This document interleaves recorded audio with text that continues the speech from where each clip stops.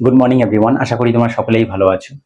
আজকের ক্লাসে আমরা আলোচনা করব ব্রহ্মপুত্র রিভার সিস্টেম সম্পর্কে, যেখানে আমরা দেখব যে ব্রহ্মপুত্রের উৎস ঠিক কোথায়, কোথায় কি নামে পরিচিত, তার তীরে কোন কোন শহরগুলো অবস্থিত, তার ডান তীরের এবং বাম তীরের উপনদীগুলো কি কি। এছাড়াও আমরা দেখব যে তার আশপাশে কোথায় কোন ন্যাশনাল পার্কগুলো রয়েছে সেগুলো নিয়েও। চলো একবার শুরু করি। এর আগে আমরা দুটো নদী নিয়ে পড়েছিলাম, একটা হচ্ছে গঙ্গা রিভার সিস্টেম আর একটা হচ্ছে ইন্ডাস রিভার সিস্টেম। হিমালয়ান রিভারের তিনটের মধ্যে আজকে আমরা যেটা পড়বো এটা হচ্ছে শেষ, ব্রহ্মপুত্র রিভার সিস্টেম। এর আগে আমরা পড়েছিলাম যে এইরকম জায়গা থেকে আরো দুটো নদীর উৎপত্তি, যে পয়েন্টটার নাম মানসরোবর লেক, তার এইরকম জায়গা থেকে ইন্ডাসের উৎপত্তি, আর এইরকম আর একটু নিচে এইরকম জায়গা থেকে সতলুজ রিভার উৎপত্তি লাভ করেছে। এর এইরকম জায়গা থেকে আজকে আমরা যেটা বলবো ব্রহ্মপুত্র, তার উৎপত্তি স্থল, তার উৎসস্থল। এই যে পয়েন্টটা, এখান থেকে উৎপত্তি লাভ করে সে আমাদের এই জায়গাটায় হিমালয় রয়েছে, হিমালয় বরাবর প্রায় 1200 কিমি অতিক্রম করার পরে এরকম জায়গায় গিয়ে হঠাৎ করে ইউটার্ন নেয়, কারণ এইরকম পয়েন্টে রয়েছে কি নামচা বারোয়া পর্বত। এরপরে ইউটার্ন নিয়ে সে কি করলো, আমাদের ভারতবর্ষে প্রবেশ করলো অরুণাচল প্রদেশে। অরুণাচল প্রদেশে হয়ে এরকম করে আসামের প্রায় মাঝ বরাবর বয়ে গিয়ে সে বাংলাদেশে প্রবেশ করে গিয়ে বঙ্গোপসাগরে পতিত হয়। এটাই হচ্ছে কি ব্রহ্মপুত্রের গতিপথ। এবার যদি দেখি এই পয়েন্টটার নাম কি, এর নাম হচ্ছে চেমায়ুং দুং। চেমায়ুং দুং, চেমায়ুং দুং। এখন বলা হচ্ছে যে না, চেমায়ুং দুং নয়, এর উৎসস্থল হচ্ছে কি আংশি গ্লেশিয়ার। আগে বলা হতো চেমায়ুং দুং গ্লেশিয়ার থেকে এর উৎপত্তি, কিন্তু এখন আমরা বলে থাকি কি যে না, এটা চেমায়ুং দুং নয়, এর উৎসস্থল হচ্ছে কি আংশি গ্লেশিয়ার। এই জায়গার থেকে চেমায়ুং দুং থেকে শুরু করে নামচা বড়োয়া পর্যন্ত এর যদি আমরা নাম দেখি তাহলে দেখতে পাবো ব্রহ্মপুত্র তিব্বতে কি নামে পরিচিত, Yarlung, Yarlung Tsangpo, Yarlung Tsangpo ব্রহ্মপুত্রের তিব্বতে নাম। নামচা বরাবর পরে যখন অরুণাচল প্রদেশ হয়ে আমাদের ভারতবর্ষে প্রবেশ করলো, এই অরুণাচল প্রদেশে পাহাড়ি এলাকায় এর নাম হচ্ছে কি সিয়াং। আমাদের অরুণাচল প্রদেশেই এর নাম কি পাহাড়ি অঞ্চলে সিয়াং। একটু আগিয়ে গেল, এবার অরুণাচল প্রদেশের যে সমতল ভূমি আছে সেখানে এর নাম আবার হয়ে গেল কি দিহাং। সিয়াং পাহাড়ি এলাকায়, তারপরে যখন সমতলে এলো এর নাম হয়ে গেল দিহাং। কোশ্চেন আসে অরুণাচল প্রদেশে ব্রহ্মপুত্র কি নামে পরিচিত, তাহলে আমরা মারবো কি দিহাং নামে পরিচিত। এরপরে যখন সে আসামে প্রবেশ করছে এইরকম জায়গায়, এই পয়েন্টটার নাম হচ্ছে সাদিয়া।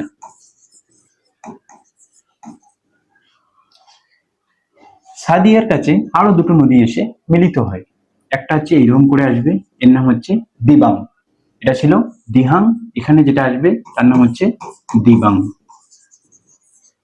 এরপরে এরকম করে আর একটা নদী আসবে, এও সাদিয়ার কাছে কি হবে ব্রহ্মপুত্রের সঙ্গে মিলিত হবে, এর নাম হচ্ছে লোহিত।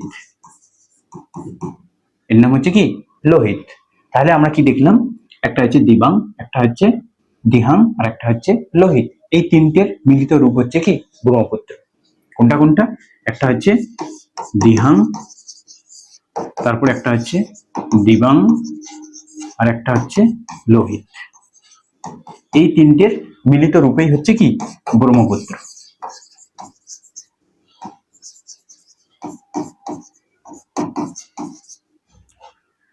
আসামে কি নামে পরিচিত? ব্রহ্মপুত্র। অরুণাচল প্রদেশে দিহাং বা সিয়াং নামে পরিচিত। এবার যদি অপশনে দেখা যায় যে সিয়াং না থেকে দিবাং আর দিহাং আছে, তাহলে আমরা সেখানেই টিক মারবো। এরপরে এটা কি পুরোটাই আসামে আমাদের ইন্ডিয়ায় কি নামে পরিচিত? ব্রহ্মপুত্র। এখানে ছিল ইয়ারলুং সাংপো, আমাদের আসামে হলো কি ব্রহ্মপুত্র।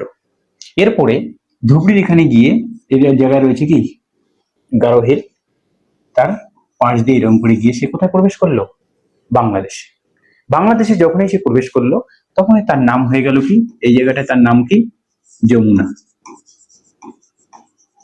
আমাদের একটা যমুনা রয়েছে, সেটা কোথায়? দিল্লির কাছে, যেটা গঙ্গার একটা উপনদী। আর এখানে হচ্ছে কি যমুনা, ওটা ছিল যমুনা। আমরা উচ্চারণ কিন্তু বাঙালিরা দুটোই কি করি? যমুনাই করি। এটা ওয়াই দিয়ে লিখি যমুনা, আর এটা জে দিয়ে লিখি যমুনা। এরপরে আমরা জানি এইরকম করে একটা নদী গিয়েছে, সেটা হচ্ছে কি গঙ্গা। গঙ্গা আমাদের ওয়েস্ট বেঙ্গলের ধুনিয়ার কাছে এসে সে দুটো শাখায় বিভক্ত হয়। একটা কি বাংলাদেশে প্রবেশ করে, যে শাখাটা বাংলাদেশে প্রবেশ করলো তার নাম হচ্ছে পদ্মা। আর একটা শাখা এইরকম করে গিয়ে সে কি করবে? বঙ্গোপসাগরে পড়বে, সেটা হচ্ছে ভাগীরথী হুগলি। যে শাখাটা বাংলাদেশে গেল তার নাম হচ্ছে পদ্মা। যমুনা এসে পদ্মার সঙ্গে মিলিত হলো, যার ফলে এই পয়েন্টটার নাম কি হলো? এইরকম জায়গায় বাংলাদেশের গোয়ালন্দ যে ঘাট রয়েছে তার একটু উত্তর দিকে এইরকম পয়েন্টে এসে মিলিত হচ্ছে পদ্মার সঙ্গে যমুনা। তখন তার নামটা আবার চেঞ্জ হয়ে গেল কি পদ্মা। এরপরে পদ্মা নামে এগিয়ে চলছে। এবার এইরকম একটা আমাদের মণিপুর থেকে একটা নদী এরকম করে আমাদের এখানে, যদি ওটা বরাক নামে পরিচিত, কিন্তু যখনই সে আবার কোথায় ঢুকলো? বাংলাদেশে, তখন আবার তার নাম চেঞ্জ হয়ে গেল কি সুরমা। কিছু দূর গিয়ে ওই সুরমায় আবার নাম চেঞ্জ করবে, হবে কি মেঘনা। তাহলে এই দিক থেকে একটা নদী এলো, তার নাম কি বললাম? মেঘনা। চাঁদপুরের কাছে গিয়ে মেঘনা আর পদ্মা মিলিত হলো। মিলিত হওয়ার ফলে এই জায়গাটার নামও হয়ে গেল কি এবার? মেঘনা। তাহলে আমরা কি দেখলাম? যেখান থেকে ব্রহ্মপুত্র উৎপত্তি হচ্ছে সেখানে তার নাম হচ্ছে ইয়ারলুং সাংপো। তারপরে অরুণাচল প্রদেশে এসে একটা হচ্ছে সিয়াং, একটা হচ্ছে দিহাং। সিয়াং হচ্ছে পাহাড়ি এলাকায়, আর সমতল ভূমিতে তার নাম হচ্ছে দিহাং। এরপরে যখনই সে আমাদের আসামে প্রবেশ করলো তখন তার নাম হয়ে গেল ব্রহ্মপুত্র। ফের ব্রহ্মপুত্র নাম নিয়ে গেল। তারপরে যখনই সে বাংলাদেশে প্রবেশ করলো তখন তার নাম হলো কি যমুনা। যমুনা যখন আবার পদ্মার সঙ্গে মিলিত হলো তখন তার নাম হয়ে গেল পদ্মা। পদ্মা ফির যখন আবার মেঘনার সঙ্গে মিলিত হলো তার নাম হলো মেঘনা। শুরু হয়েছিল সাংপো নাম নিয়ে, শেষ হলো মেঘনা নাম নিয়ে। আর এই জায়গাটায় তৈরি হয়েছে কি ওয়ার্ল্ডের লার্জেস্ট ডেল্টা। সেই ডেল্টাটার নাম কি? সুন্দরবন ডেল্টা। সুন্দরবন ডেল্টা, এটা কি ওয়ার্ল্ডের লার্জেস্ট। এবার যদি এখানে আমাদের কোশ্চেন আসে যে ইন্ডিয়ার লংগেস্ট রিভার কি, তাহলে আমাদের আনসার হবে কি গঙ্গা। আর যদি জিজ্ঞেস করে লার্জেস্ট ভলিউম ওয়াইজ, তাহলে আমাদের আনসার হবে কিন্তু ব্রহ্মপুত্র। এখান থেকে নিয়ে এই পর্যন্ত যদি আমরা এর ডিস্টেন্সটা দেখি, লেন্থটা দেখি, তাহলে দেখতে পাবো কত? অনেক জায়গায় রয়েছে 2900 কিমি। কত?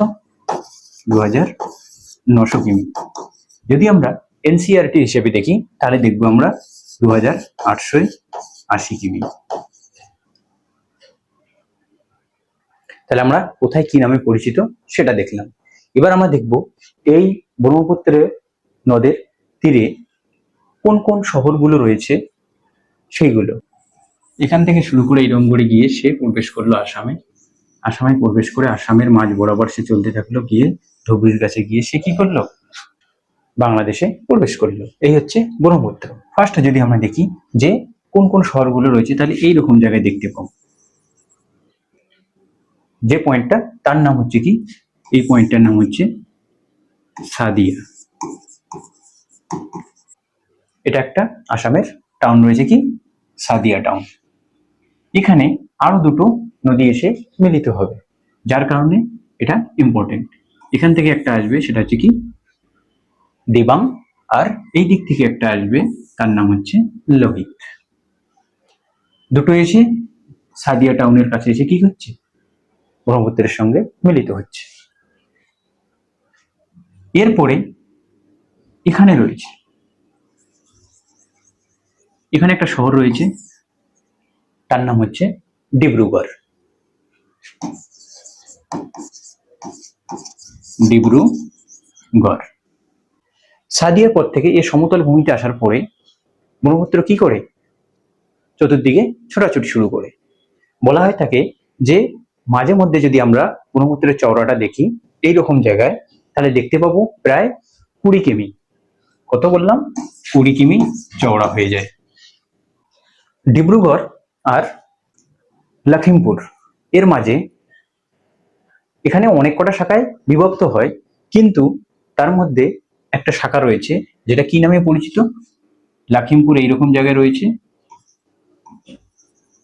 এইরকম করে শাখাটা গেল, এরকম করে গিয়ে ফির 100 কিমি যাওয়ার পরে ফির আবার এসে কি হবে, ব্রহ্মপুত্রের সঙ্গে মিলিত হয়।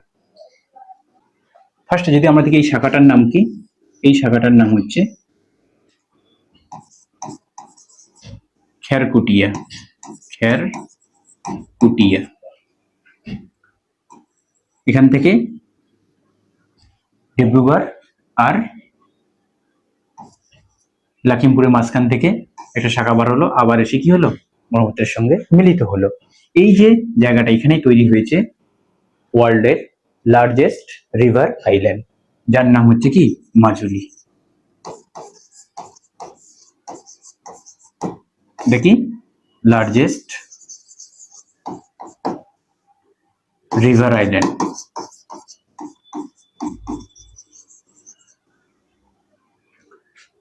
এরপরে একটু আগিয়ে গেল, এইরকম জায়গায় রয়েছে, এইরকম জায়গায় রয়েছে আসামের যে রাজধানী, সেটা হচ্ছে কি তেজপুর।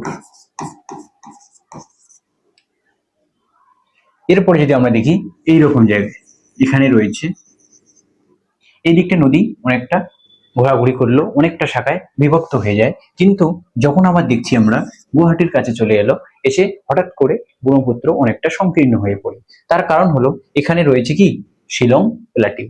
শিলং প্লাটিউর কারণে আমরা দেখবো ব্রহ্মপুত্র কি করেছে, গুয়াহাটির কাছে এসে অনেকটা সংকীর্ণ হয়ে গেছে। এই জায়গায় রয়েছে সরাইঘাট ব্রিজ। আর এই সরাইঘাট যে ব্রিজ রয়েছে, তার এইরকম জায়গায় আমাদের ইতিহাসের একটা বিখ্যাত যুদ্ধ হয়েছিল, সেটা কি নামে পরিচিত, ব্যাটেল অফ সরাইঘাট, যেটা কত সালে হয়েছিল, 1671 সালে। কাদের মধ্যে, মোগল আর অহোম যে কিংডম ছিল তাদের মাঝে। কত সাল, 1671 সালে। সেটা কোথায়, এই যে সরাইঘাট রয়েছে ব্রিজটা, তার এইরকম জায়গায়। আর এই সরাইঘাটের এইরকম জায়গায় রয়েছে কি বিখ্যাত কামাখ্যা মন্দির। সরাইঘাটের কাছে এসে সে কি হলো, অনেকটা সংকীর্ণ হলো। তারপরে যখন ফির আবার এগিয়ে চললো, সেখানে গিয়ে সে আবার অনেকটা কি হবে, চওড়া হয়ে যাবে। তারপরে ধুবড়ির কাছে এসে সে কি করলো, এখানে রয়েছে ধুবড়ি। আমাদের জলপাইগুড়িতে একটা রয়েছে, সেটা হচ্ছে কি ধূপগুড়ি, এটা হচ্ছে ধুবড়ি। তাহলে আমরা কটা শহর দেখলাম, ফার্স্ট ডিব্রুগড়, তারপরে দেখলাম লখিমপুর, তারপরে দেখলাম আমরা তেজপুর, তারপরে গুয়াহাটি, তারপরে দেখলাম আমরা কি ধুবড়ি। এখানে রয়েছে গুয়াহাটি। এই হচ্ছে কি কয়েকটা শহর রয়েছে। কি কি শহর দেখলাম, ফার্স্ট যদি আমরা দেখি এখানে সাদিয়া, তারপরে হচ্ছে ডিব্রুগড়, তারপরে এই জায়গা রয়েছে লখিমপুর, তারপরে এই জায়গা রয়েছে তেজপুর, তারপরে রয়েছে এখানে গুয়াহাটি, তারপরে এখানে রয়েছে ধুবড়ি। এবার যদি আমরা দেখি এর ডান তীরের এবং বাম তীরের কোন কোন নদীগুলো, সেইগুলো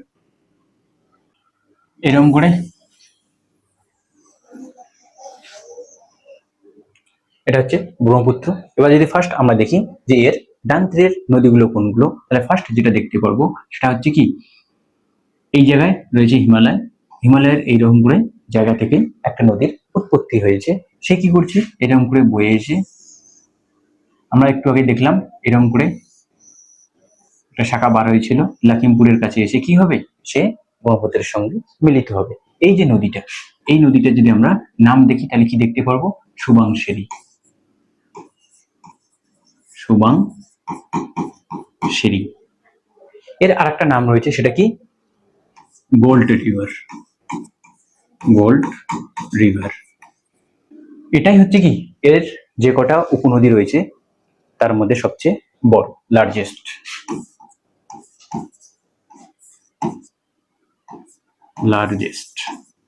কোনটা, এই সুবাংশিরি। এর এই সাইডে রয়েছে মিরি, আর এই সাইডে রয়েছে কি আবর, যে হিল রয়েছে তার মাঝখান দিয়ে বয়ে চলছে কি সুবাংশিরি। এরপরে যদি আমরা দেখি আরেকটা নদী, সেটা হচ্ছে কোথায়, এই হচ্ছে এখানে রয়েছে ডাফলা, যে হিল রয়েছে সেই ডাফলা হিল থেকে একটা নদীর উৎপত্তি, সেই রংপুরে এসে কি করবে, তেজপুর যে রয়েছে সেখানে এসে কি হবে, তেজপুরে এসে ব্রহ্মপুত্রের সঙ্গে মিলিত হবে। এই যে নদীটা, এই নদীটার নাম হচ্ছে কি কামেং। এর আরেকটা নাম হচ্ছে, সেটা হচ্ছে কি ভরেলি। কি বলি আমরা, ভরেলি নদী। ডাফলা থেকে উৎপত্তি, তেজপুরের কাছে এসে কি হচ্ছে, ব্রহ্মপুত্রের সঙ্গে মিলিত হচ্ছে। এরপরে যদি আমরা দেখি আরেকটা নদী, সেটা হচ্ছে কি এইরকম করে এসে কি হবে, গুয়াহাটির এখানে এসে মিলিত হবে। এই যে নদীটা কোথা থেকে, ভুটান থেকে উৎপত্তি হলো, এসে গুয়াহাটির কাছে ব্রহ্মপুত্রের সঙ্গে মিলিত হলো। এই যে নদীটা, এর নাম হচ্ছে কি বড় নদী, বা অনেক সময় দেখি আমরা কি বড় নদী। এখানে উৎপত্তি, মিলিত হলো গুয়াহাটির কাছে। এরপরে যদি আমরা দেখি আরেকটা, সেটা হচ্ছে কি এরকম করে আসবে, এই যে পয়েন্টটা, এর নাম কি যোগী ঘোপা। যোগী ঘোপার কাছে এসে কি করলো, ব্রহ্মপুত্রের সঙ্গে মিলিত হলো। এই যে নদীটা, এর নাম হচ্ছে কি মানস। এরপরে দেখবো আমরা, সেটা হচ্ছে কি কোথায়, ভুটান থেকে উৎপত্তি হয়ে আসাম এবং আর ওয়েস্ট বেঙ্গলের মাঝখান দিয়ে এসে ইলমপুরে এসে সে কি করবে, ধুবড়ির কাছে এসে ব্রহ্মপুত্রের সঙ্গে মিলিত হবে। এখানে কি ধুবড়ি। এই যে নদীটা, এই নদীটার নাম হচ্ছে কি সংকোষ। এটাই হচ্ছে কি আমাদের ওয়েস্ট বেঙ্গলের পূর্বতম নদী। তাহলে আমরা কি দেখলাম, ফার্স্ট সুবাংশিরি, তারপরে দেখলাম এখানে সেটা হচ্ছে কামেং, তারপরে হচ্ছে বড় নদী, তারপর হচ্ছে মানস, তারপর হচ্ছে সংকোষ। এই হচ্ছে ডান তীরের নদী। এবার যদি আমরা বাম তীরের নদীগুলো দেখি তাহলে দেখতে পাবো এইরকম জায়গা থেকে, একটু আগেই বললাম এখান থেকে একটা এসে, সেটা হচ্ছে কি দিবাং। এর নাম হচ্ছে কি দিবাং। এরপরে এইরকম করে এসে এও সাদিয়ার কাছে এসে কি হচ্ছে, ব্রহ্মপুত্রের সঙ্গে মিলিত হচ্ছে। এর যদি আমরা নামটা দেখি তাহলে দেখতে পাবো এর নাম কি লোহিত। এরপরে যদি আমরা দেখি সেটা হচ্ছে কোনটা, তাহলে দেখলাম দিবাং, তারপরে লোহিত। তারপরে আমরা দেখবো এইরকম জায়গা থেকে একটা নদীর উৎপত্তি অরুণাচল প্রদেশে, এরকম করে গিয়ে সে কি করছে, ডিব্রুগড়ের কাছে গিয়ে ব্রহ্মপুত্রের সঙ্গে মিলিত হচ্ছে। এই যে নদীটা, এই নদীটার নাম কি, এর নাম হচ্ছে দিহিং। খুব কনফিউশন, একটা দেখবে ফার্স্ট দিহাং, এটা দিবাং, এটা হচ্ছে দিহিং। এর অনেক জায়গায় দেখবে কি নাম, বুড়ি দিহিং নামে পরিচিত। কোথা থেকে উৎপত্তি, অরুণাচল প্রদেশের যে পাটকাই হিল রয়েছে সেখান থেকে।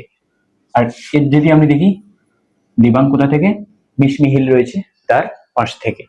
আর লোহিত কোথা থেকে, লোহিত আমরা দেখবো পাটকাই বুম যে রয়েছে, এটা দেখলাম আমরা কি দিহিং।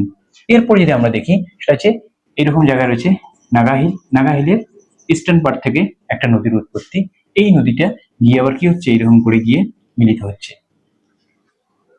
যেখানে মিলিত হচ্ছে তার নাম হচ্ছে কি, নদীটার নাম হচ্ছে দিখু, আর দিখু মুখ। যেখানে গিয়ে মিলিত হচ্ছে সেখানে পয়েন্টটার নাম কি দিখু মুখ। এরপরে নাগাল্যান্ডের এই নাগাহিলের এই পয়েন্টটা থেকে একটা নদীর উৎপত্তি, যে নদী কি এরকম করে বয়ে বয়ে গিয়ে সে কি হচ্ছে, এইরকম জায়গায় ব্রহ্মপুত্রের সঙ্গে মিলিত হচ্ছে। এই যে নদীটা, এটা নুমালিগড়ে গিয়ে মিলিত হয়। এই যে নদীটা, এই নদীটার নাম যদি আমরা দেখি তাই দেখতে পাবো এর নাম হচ্ছে কি ধানসিঁড়ি। ছোটবেলায় আমরা কম বেশি সবাই একটা কবিতা পড়েছিলাম, জীবনানন্দ দাশের লেখা। সে কবিতাটার নাম কি? আবার আসিব ফিরে ধানসিঁড়ি তীর তীরে। সেই যে ধানসিঁড়ি, সেটাই হচ্ছে কি এই ব্রহ্মপুত্রের উপনদী। এই নদীর কথাই বলা হয়েছে, তখন যদিও এটা আমাদের বাংলার অংশ ছিল। এরপর যদি আমরা দেখি সেটা কোনটা, মেঘালয় থেকে একটা নদী এরকম করে উৎপত্তি হবে, উৎপত্তি হয়ে সে কি এরকম জায়গায় গিয়ে ব্রহ্মপুত্রের সঙ্গে মিলিত হবে। এই যে নদীটা, এই নদীটার নাম হচ্ছে কি কপিলি। কি নাম? কপিলি। বিখ্যাত যে কপিল মুনি রয়েছে, সেই কপিল মুনির নাম অনুসারে এই নদীর নামকরণ করা হয়েছে কি কপিলি নদী। এ কি হচ্ছে কুলুঙের কাছে গিয়ে ব্রহ্মপুত্রের সঙ্গে মিলিত হচ্ছে। এই হচ্ছে ব্রহ্মপুত্রের সঙ্গে কোন কোন নদীগুলো বাম সাইড থেকে গিয়ে মিলিত হচ্ছে সেগুলো। ফার্স্টে যদি আমরা দেখি সেটা হচ্ছে দেবাং, তারপরে লোহিত, তারপরে দেখি দিহিং, তারপরে দেখি দিখু, তারপরে হচ্ছে ধানসিঁড়ি, তারপরে হচ্ছে কপিলি। ওই সাইডে যদি আমরা দেখি ডান সাইডে, তাহলে ফার্স্ট আমরা দেখতে পাবো সুবাংশিরি, তারপরে হচ্ছে কামেং, তারপরে হচ্ছে বড় নদী, তারপরে হচ্ছে মানস, তারপরে হচ্ছে কি সংকোষ। এছাড়া আমরা যদি এরকম দেখি যেগুলো ব্রহ্মপুত্র নয় যমুনার সঙ্গে মিলিত হচ্ছে, আর আমরা জানি ব্রহ্মপুত্র বাংলাদেশে কি নামে পরিচিত? যমুনা নামে পরিচিত। যমুনার সঙ্গে মিলিত হয়েছে সেটা কোনটা? সিকিম থেকে একটা নদীর উৎপত্তি হয়েছে, হয়ে কি হয়েছে যমুনার সঙ্গে মিলিত হয়েছে, এর নাম হচ্ছে তিস্তা। এরপরে এছাড়াও এরকম জায়গায় রয়েছে তোরসা, আর তারপরে তো এইদিকে আমাদের এখান থেকে যেটা গেছে সেটা হচ্ছে কি পদ্মা, সেটা এখানে গিয়ে মিলিত হয়েছে, এরকম করে গেছে যেটা, সেটা হচ্ছে কি পদ্মা। তারপরে এই সাইড থেকে যেটা এসছে তার মধ্যে একটা আমাদের পড়তে হবে কোনটা, সেটা হচ্ছে মণিপুর থেকে নদীটার উৎপত্তি কোথায়? মণিপুর থেকে এরকম করে গিয়ে এরকম করে ঘুরে ঘুরে সে কি করেছে বাংলাদেশে এরকম করে প্রবেশ করে চাঁদপুরের কাছে গিয়ে কি হয়েছে, গিয়ে পদ্মার সঙ্গে মিলিত হয়েছে। চাঁদপুর, এটা হচ্ছে কি গোয়ালন্দ। এখানে পদ্মা আর যমুনা, আর এখানে হচ্ছে মেঘনা আর পদ্মা, এটা কি চাঁদপুর। তারপরে মেঘনার নাম নিয়ে গিয়ে কোথায় পড়েছে? বঙ্গোপসাগরে পড়েছে। তাহলে আমরা কি দেখলাম? ডান তীরের এবং বাম তীরের। এখানে একটা জিনিস খেয়াল রাখবে, সেটা হচ্ছে কোনটা, এই যে আমরা দেখলাম এখানে লোহিত, লোহিত রিভারের উপরে, লোহিত রিভারের উপরে আমাদের ইন্ডিয়ার লার্জেস্ট রিভার ব্রিজ কি নাম? দুটো নাম দেখতে পাবে, একটা হচ্ছে ঢোলা সাদিয়া ব্রিজ, ঢোলা সাদিয়া ব্রিজ, বা এর নাম দেখতে পাবে ডক্টর ভূপেন হাজারিকা, ভূপেন হাজারিকা ব্রিজ। কোথায়? এটা হচ্ছে লোহিত নদীর উপরেই অবস্থিত। কোথায়? এই রকম জায়গায়। এই ব্রিজটা কি করেছে? অরুণাচল প্রদেশ আর আসামের মধ্যে সংযোগ স্থাপন করেছে। আর একটা পয়েন্ট কি, এই যে সাদিয়া থেকে শুরু করে কোথায় পর্যন্ত? ধুবড়ি পর্যন্ত। এটা হচ্ছে আমাদের ন্যাশনাল ওয়াটারওয়ে। যেমন আমাদের ন্যাশনাল হাইওয়ে রয়েছে, ঠিক তেমনই ভাবে আমাদের রয়েছে কিছু ন্যাশনাল ওয়াটারওয়ে। ন্যাশনাল ওয়াটারওয়ে 2, 1 ছিল কোথায়? আমরা যখন গঙ্গা পড়েছিলাম সেখানে, এলাহাবাদ থেকে শুরু করে হলদিয়া পর্যন্ত, ওটা ছিল আমাদের ন্যাশনাল ওয়াটারওয়ে 1। আর এটা হচ্ছে ন্যাশনাল ওয়াটারওয়ে, ন্যাশনাল ওয়াটারওয়ে কত? 2। কোথা থেকে? সাদিয়া থেকে ধুবড়ি পর্যন্ত, সাদিয়া থেকে ধুবড়ি পর্যন্ত ন্যাশনাল ওয়াটারওয়ে 2। এবার আমরা দেখব কটা ন্যাশনাল পার্ক রয়েছে সেইগুলো। কি দেখলাম? এখান থেকে উৎপত্তি হয়ে এরকম করে ঘুরে ঘুরে এরকম করে আছে ব্রহ্মপুত্র, এই দিক থেকে এসছে দেবাং, এই দিক থেকে এসছে লোহিত। তার এইরকম জায়গায় একটা ন্যাশনাল পার্ক রয়েছে। সেই ন্যাশনাল পার্কটার নাম কি? এর নাম হচ্ছে ডিব্রু সাইখওয়া, ডিব্রু সাইখওয়া। কোথায়?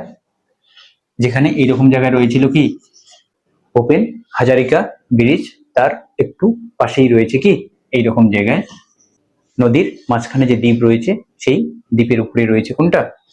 ডিব্রু সাইখওয়া। এরপর আমরা দেখলাম এইরকম করে একটা নদী গিয়ে এরকম করে পড়েছিল, তার নাম ছিল কি দিহিং।